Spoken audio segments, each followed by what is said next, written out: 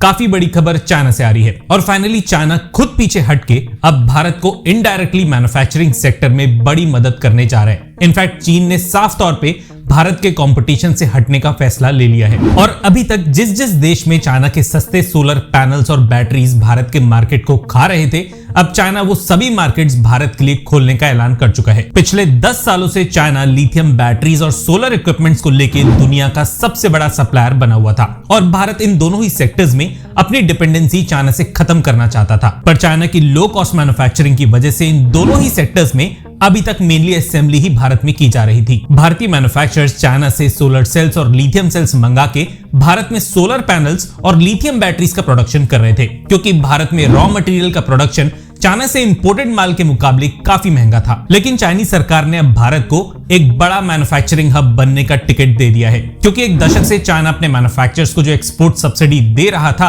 अब वो खत्म होने जा रही है और इसकी वजह से न केवल एक्सपोर्ट मार्केट्स बल्कि भारतीय मार्केट्स में भी चाइनीज इंपोर्टेड सोलर सेल्स और लिथियम सेल्स अब महंगे हो जाएंगे और भारत में इस तरह के सेल्स का प्रोडक्शन अब चाइनीज इंपोर्ट से ज्यादा सस्ता होगा। एज ए रिजल्ट अब चाइनीज इंपोर्ट की बजाय भारत में बने रॉ मटेरियल को भारतीय मैन्युफैक्चरर्स ज्यादा प्रेफर कर पाएंगे और भारत में बने इलेक्ट्रॉनिक गुड्स में ज्यादा वैल्यू एडिशन देखने को मिलेगा। चाइना पिछले कई दशकों से अपने मैन्युफैक्चरर्स को सब्सिडी दे रहा था, जितना ज्यादा एक्सपोर्ट उतनी ज्यादा सब्सिडी और जितनी ज्यादा सब्सिडी उतना ज्यादा प्रॉफिट। अब ये प्रॉफिट चाइनीज मैन्युफैक्चरर्स के लिए तो फायदेमंद था, लेकिन इसकी वजह से चाइनीज सरकार पे प्रेशर बढ़ चुका था और अब ये प्रेशर इतना आ चुका है कि फाइनेंशियल बर्डन की वजह से चाइनीज सरकार ने इस अप्रैल से सभी मैन्युफैक्चरर्स की सब्सिडी रोकने का ऐलान कर दिया है। अब इससे होगा ये कि कुछ महीने या सालों के लिए भारत में निर्मित सोलर पैनल्स और लिथियम बैटरीज की कॉस्ट बढ़ जाएगी और ये केवल उनके लिए होगा जो अभी तक सेल्स का इंपोर्ट चाइना से कर रहे थे। लेकिन वो 2-3 कंपनीज जो ऑलरेडी सेल्स का प्रोडक्शन भारत में पहले से कर रही हैं, उनके लिए गोल्डन अपॉर्चुनिटी बनके सामने आई है, क्योंकि इंपोर्ट करने वाली कंपनीज अब फ्रीट कॉस्ट को बचाने के लिए अपनी सोर्सिंग भारतीय मैन्युफैक्चरर्स की तरफ शिफ्ट कर देंगी और सेल्स के लोकलाइज प्रोडक्शन के लिए और मैन्युफैक्चरर्स अपना नाम आगे रखेंगे।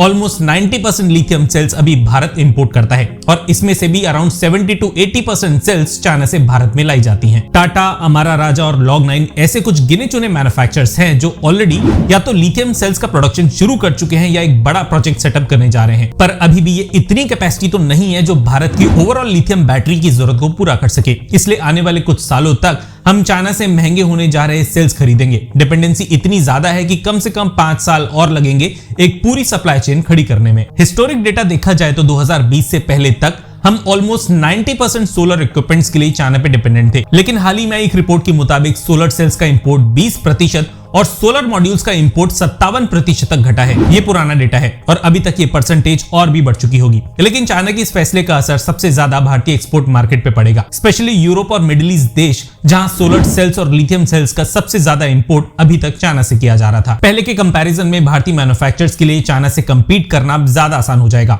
और अगर हम बेटर क्वालिटी सेम कीमत पे दे पाए तो ऐसे एक्सपोर्ट मार्केट्स में भारत चाइना के एक ऑल्टरनेटिव भी बनके उभर सकता है। हमारी तरह आप भी मेक इन इंडिया को सपोर्ट करते हैं तो कमेंट सेक्शन में MII लिख दीजिएगा और वीडियो को लाइक कर दीजिएगा अगर आप हमें यहां तक सुन चुके हैं। धन्यवाद। जय हिंद।